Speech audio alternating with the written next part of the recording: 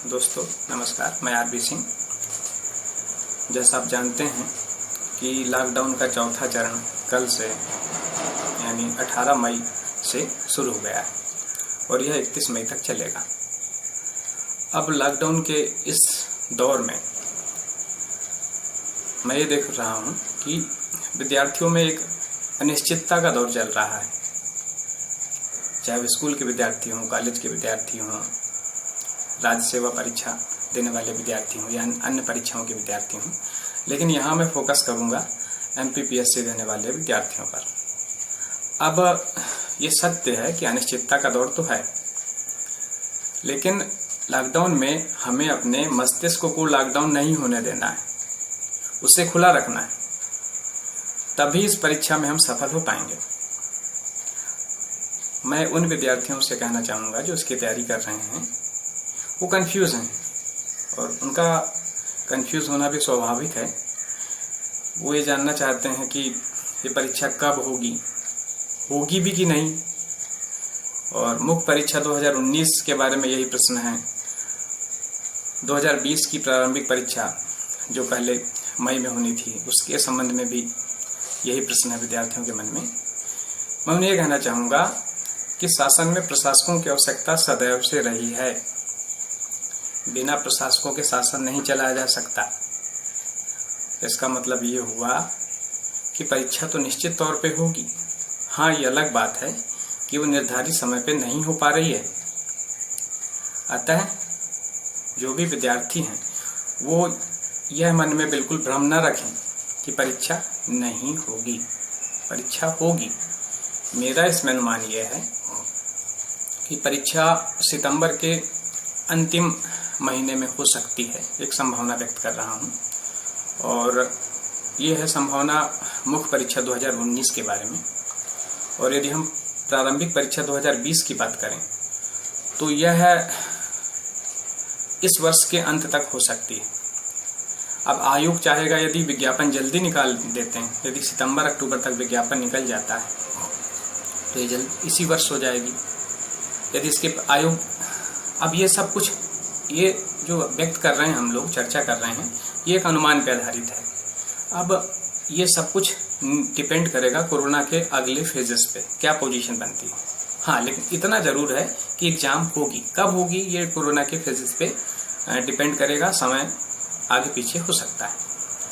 अब हम चर्चा करें तैयारी को लेके कि तैयारी किस तरीके से करें। तो यहाँ छात्रों के 3 वर्ग हैं। पहला वर्ग वो है जिन्होंने 2019 की प्रीलिम्स परीक्षा देने के बाद वो आश्वस्त हैं अपने कट ऑफ को लेकर। उनको पता है कि उनको मुख्य परीक्षा देना है, तो उन्हें तो संशय की आवश्यकता नहीं है। उन्हें तो अपनी मुख्य परीक्षा की तैयारी सतत रूप से, यहाँ मैं फिर दोहराऊंगा, निरंतर परीक्षाओं में निरंतरता की अधिक आवश्यकता है। आप ब्रेक ले लेकर तैयारी करेंगे तो ऐसे में सफलता संदिग्ध हो जाएगी। तो पहला वर्ग छात्रों का हो गया जो मुख्य परीक्षा में लगे हुए हैं। दूसरा वर्ग वह है जो प्रारंभिक परीक्षा देना चाह रहा है। और तीसरा वर्ग वह है जिन्होंने 19 की मुख्य प्रारंभिक परीक्षा दे दी है, लेकिन वो संशय में है कि क्या उन्हें मौका मिलेगा मुख्य परीक्षा देने का या नहीं।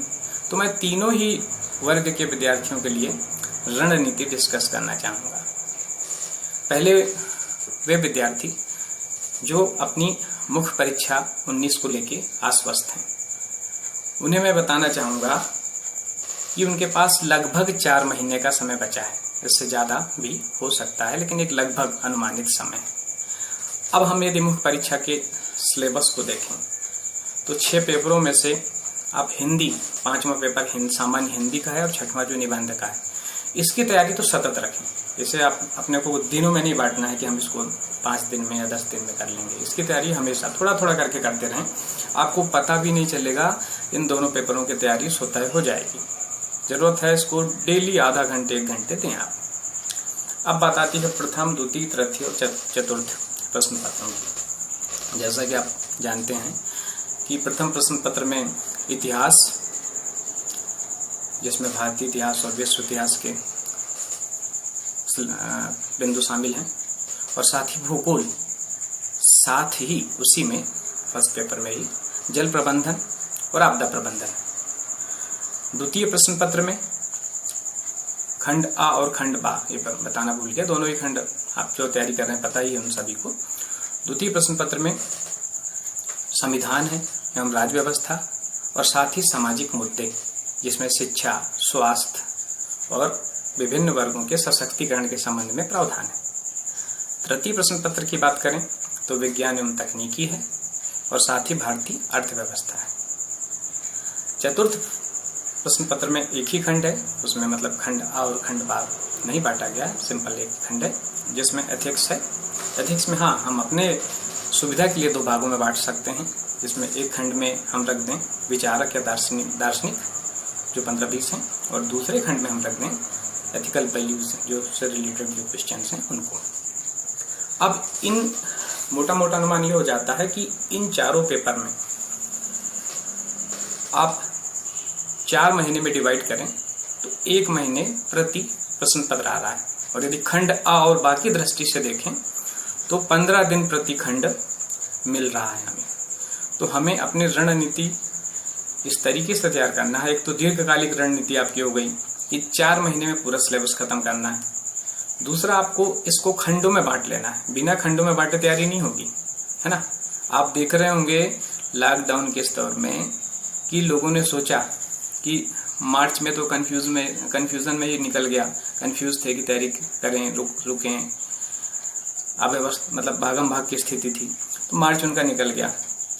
फिर अप्रैल भी जो तैयारी कर रहे हैं उनके लिए तो बहुत बेनिफिशियल है, उन्होंने मार्च में भी अच्छा किया, अप्रैल में भी किया, मई में भी कर रहे हैं और आगे भी करते रहेंगे, बहुत अच्छी परफॉर्मेंस उसकी रहेगी। लेकिन जिन्होंने तैयारी नहीं किया वो लोग देख रहे होंगे कि उनका दिन फिर दिन से सप्ताह और फिर महीने कैसे चले जाते हैं पता नहीं चलता।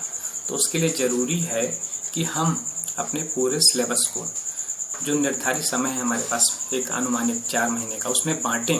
और यही बांटने की मैं कोशिश कर रहा था कि लगभग 15 दिन प्रति पेपर मिल रहा है हमें। हम इस तरीके से तैयारी करें कि 15 दिन में एक सब्जेक्ट हमारा एक खंड क्लियर हो जाए।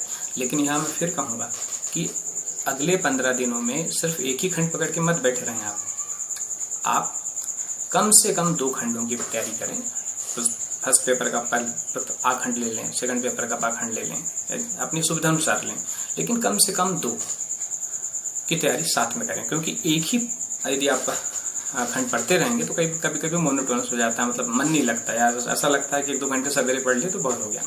तो ये चीज़ ना करें। दूसरा, तो उन्हें अच्छा रिजल्ट मिलेगा। तो इसके बाद हम बात करें कि वो विद्यार्थी जो संशय की स्थिति में कि क्या उन्हें मुख्य परीक्षा 2019 देने को मिलेगा या नहीं, तो उनके लिए सुझाव ये है कि वो भी मुख्य परीक्षा की ही तैयारी करें। क्यों? क्योंकि प्रारंभिक परीक्षा की तैयारी के लिए सिर्फ 2 महीने लगते हैं। जब भी विज्ञापन आएगा वो 2-3 महीने के अंदर प्रारंभिक परीक्षा की तैयारी अपनी कर लेंगे। लेकिन इसके बाद चूंकि मुख्य परीक्षा में अभी तो कोरोना पीरियड में ज़्यादा समय मिल गया, सामान्यतः ज़्यादा समय नहीं मिलता मुख्य परीक्षा और प्रारंभिक परीक्षा के बीच में, अतः वो अपनी मुख्य परीक्षा की तैयारी पहले से ही कर लें। इससे उनको 2 फायदे मिलेंगे। यदि उनका 2019 का प्रीलिम्स निकलता है तो 2019 का ही मेंस बहुत अच्छे तरीके से लिख पाएंगे, और बाय द वे उनका 2019 का प्रीलिम्स नहीं निकलता तो 2020 के मेंस के लिए वो बहुत अच्छे से जो है तैयार रहेंगे। तृतीय वर्ग वो आता है जिन्होंने अभी 19 की परीक्षा दिया ही नहीं है और सीधे 2020 की परीक्षा के लिए तैयारी करना चाहते हैं। उनको ये सुझाव है कि वो 2020 के मुख्य परीक्षा के सिलेबस को देखें और मुख्य परीक्षा से ही अपनी तैयारी की शुरुआत करें। होता यह है कि पीएससी में प्रारंभिक परीक्षा, मुख्य परीक्षा या इंटरव्यू की तैयारी अलग अलग नहीं की जाती, सेपरेट चरण नहीं होते। सभी में आपने देखा है सिर्फ तरीका बदलता है, जो सिलेबस है वो मोर और लेस वही है। मेंस में थोड़ा ज़्यादा हो जाता है, प्रीलिम्स में कम है। तो नए विद्यार्थी मुख्य परीक्षा की तैयारी अगले 3-4 माह करें, उसमें इससे उनमें एक आत्मविश्वास जागृत होगा, और जब विज्ञापन आएगा तब वो प्रीलिम्स की तैयारी करके अपने 3 चरणों को आसानी से निकाल सकेंगे। अतः मैं अपनी बात इन शब्दों के साथ खत्म करना चाहूँगा इस वीडियो में कि इस समय आवश्यकता आपकी संकल्प शक्ति को है। आप अपनी संकल्प शक्ति को जगाइए, उसे स्थिर रखिए इस समय कोरोना पीरियड में आपको बाहर तो लॉकडाउन है, लेकिन मस्तिष्क के लॉकडाउन से अपने आप को बचाना है। और उसका तरीका यही है कि आप सिलेबस को प्रॉपर बांटिए और दिन प्रतिदिन जितना सिलेबस का जो डेली का रूटीन है उसको करिए। उससे आपको अनावश्यक समय नहीं बचेगा और आपकी तैयारी विधिवत होते रहेगी और आपका सिलेक्शन निश्चित तौर पर होगा। आप सभी को मेरी ओर से शुभकामनाएं।